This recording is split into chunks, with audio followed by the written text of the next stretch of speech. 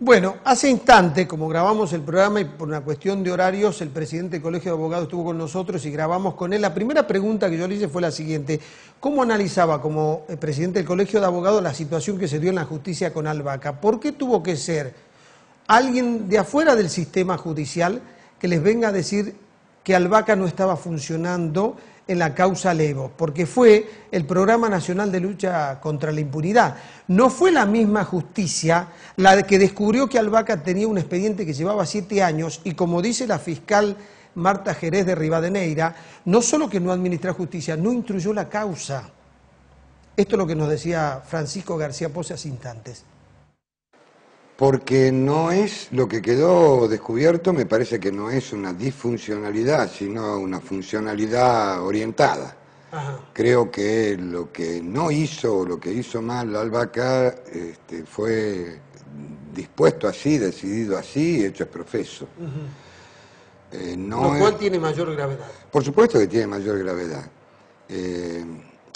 Hay que hablar con Levo, Pedro, porque si hay algo que se puede reconocer ese hombre es la coherencia. Es coherente. Podemos creerle o no, podemos pensar que exagera, podemos pensar cualquier cosa que se nos ocurra, pero nunca se lo ha visto incoherente.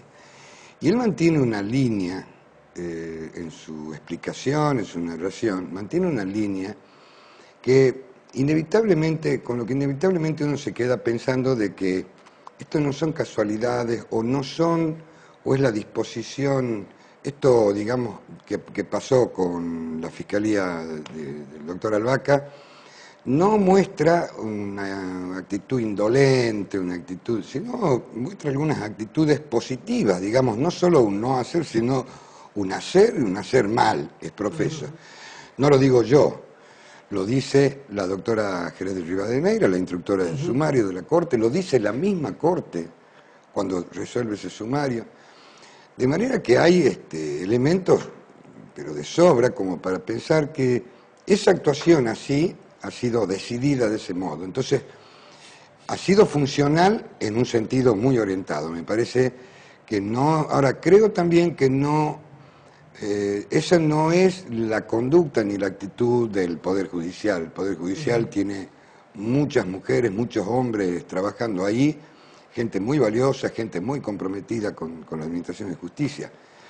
Pero bueno, claro, la gente se lleva la opinión de la justicia de lo que se difunde, que es algo abstracto a través de sus personas y de lo que se difunde de esas personas. Así es, y sobre todo de lo que se difunde. Sí. De lo que todo Estado público. Lo que funciona más o menos bien o lo que no funciona tan mal no se difunde porque no tiene interés periodístico por de pronto. Bueno, pero la justicia tiene un defecto en ese sentido de no comunicar las cosas que hace, todo lo que hace. Todavía tienen esa deformación de la sobriedad. Sí, la circunspección, ese término que se usaba mucho. Me parece, sí, es verdad, y creo que además los abogados en general no comunicamos bien. Nos manejamos con un lenguaje críptico, un lenguaje muy, muy difícil de comprender para la gente común. Me pasa con mi propia familia, que después de un programa como este yo vuelvo a la casa y a veces trato de ser sencillo, pero muchas veces me dicen no te he entendido. Bueno, hay cosas técnicas que por ahí no se pueden simplificar demasiado. Pero bueno, vamos a otro tema. A ver, estamos hablando de Albaca, pero también de un ministro fiscal que por ley orgánica de tribunales representa a la sociedad, tiene que velar por la pronta administración de justicia, por el buen funcionamiento de las fiscalías. Tiene que ver, a ver, por supuesto, personalmente pienso que no ha funcionado el Ministerio Fiscal como debía. No tan solo por la falta de control, sino por lo que está expuesto en la causa, en el sumario administrativo, está expuesto que hay cosas que él sí conocía y que no corrigió. Pero también creo que tiene que ver con el rol que tiene que tener el Ministerio Público. En la reforma de la Constitución Provincial del año 2006 se hicieron muchas cosas mal, y no porque lo diga yo, sino porque lo ha dicho la propia justicia. La reforma constitucional esa hoy está hecha a jirones, a fuerza de lo que le ha ido retaseando el Poder Judicial, lo que estaba mal hecho.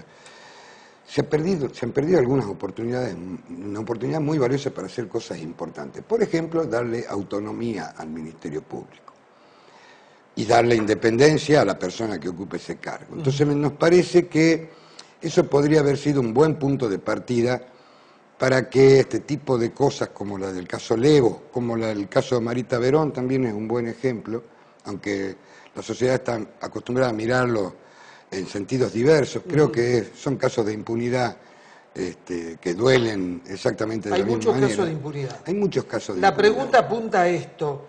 ¿Vos percibís que la sociedad tiene una buena opinión de la justicia y que siente que la justicia le está garantizando los derechos fundamentales, uno de ellos, el derecho a la vida? No garantizando los derechos, sino garantizando la protección de estos derechos.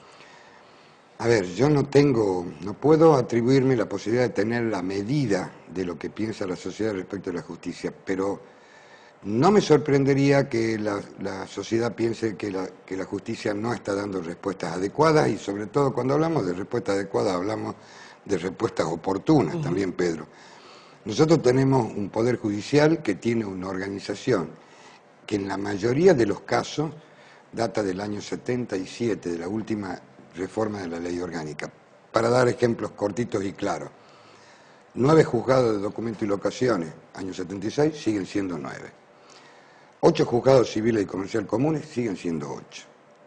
Y así una serie de... En el año 91 se hizo la reforma del proceso penal y la reforma de la ley orgánica para que acompañe. Año 91, Pedro. Seguimos con la misma cantidad de fiscalías, con la misma cantidad de unidades. No se atiende el crecimiento de la población, no se atiende el crecimiento de la litigiosidad producida por muchos factores. Ahora, hay una discusión en eso, porque desde la Corte dicen, a ver, nos falta infraestructura para crecer en estructura. Entonces están haciendo un nuevo edificio frente a tribunal, están ampliando en la avenida Sarmiento. Cuando haya más infraestructura, se puede crear más estructura, más fiscalía. Yo creo que la infraestructura, no coincido como que esa es la solución. A ver, la infraestructura se la necesita, sí, está claro. Pero voy a dar otro ejemplo. La Corte está haciendo algunos esfuerzos que parecen importantes, pero que no van a llegar nunca a la solución si no se modifica lo que es central. Y me explico exactamente de qué se trata. La Corte incrementó el número de empleados y funcionarios judiciales de cada juzgado, implementó el sistema del turno vespertino. Los abogados podemos ir a la tarde a consultar expedientes, a presentar escritos, a trabajar, pero se incrementó, se duplicó el número de empleados y funcionarios en un mismo juzgado, pero el juez sigue siendo el mismo, uno solo. Claro. Y es el juez el que tiene que dictar sentencia, el que tiene que firmar las providencias diarias. Humanamente es imposible. Entonces es humanamente imposible, y nadie se ha sentado a decir cuántas oficinas judiciales, cuántas unidades judiciales se necesita. Bien, y te hago una pregunta. ¿Aceptás cuando critican a tu gestión porque dicen que el Colegio de Abogados no levantó la voz lo suficiente para marcar estas situaciones del Poder Judicial?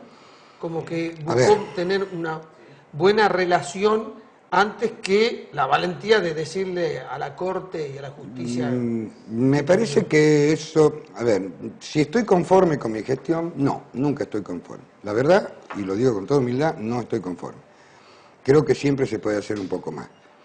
Ahora, que no hemos tenido la valentía de decirlo, mirá, Pedro, el Día del Abogado, el 29 de agosto, en el acto central del Día de los Abogados, estuvo el doctor Estofán, entonces presidente de la Corte, en la primera fila, y yo en mi discurso apunté solamente a eso, a todos los problemas que tiene el funcionamiento del Poder Judicial, y se lo dije, se lo tuve que decir en su presencia, que lo ¿Puedo tomó, contar una infidencia? Lo tomó como creo que hay que tomarlo, pero... ¿Te puedo contar una infidencia? Sí, por supuesto. Después de tu discurso de este acto, alguien que participó me dijo, nunca más un miembro de la Corte va a ir a un acto del Colegio de Abogados si le dicen estas cosas. Y mi reacción fue, si se la dijeron, están cumpliendo con el deber. Había que decirlo. Además, quiero también aclarar que todo lo que se dice en un discurso también ya se lo va diciendo por presentaciones, por notas, por escrito, permanentemente y siempre sobre temas puntuales. Nosotros hemos tenido que pedir ahora una audiencia con la Corte en pleno, para pedir, por Dios, que modifiquen el sistema de la tasa pasiva. A nosotros, a ver, un juicio laboral, Pedro, que en promedio demora 5, 6, 7 años, El crédito laboral, que es un crédito alimentario de alguien de escasos recursos o que vive de su trabajo, se lo actualizan con la tasa pasiva que está hoy en el orden del 12-13% anual. Entonces, por supuesto, hemos ido a pedir eso porque eso depende de la Corte. Estamos esperando a ver cuál puede ser la reacción. Últimas dos preguntas. Se está trabajando en la reforma del Código Procesal Penal de Tucumán para agilizar las causas y para que la justicia dé respuesta a un requerimiento de la sociedad. Ahora, ¿qué es lo que está fallando en Tucumán? Porque uno puede que cambiando el Código Procesal Penal cambian las cosas.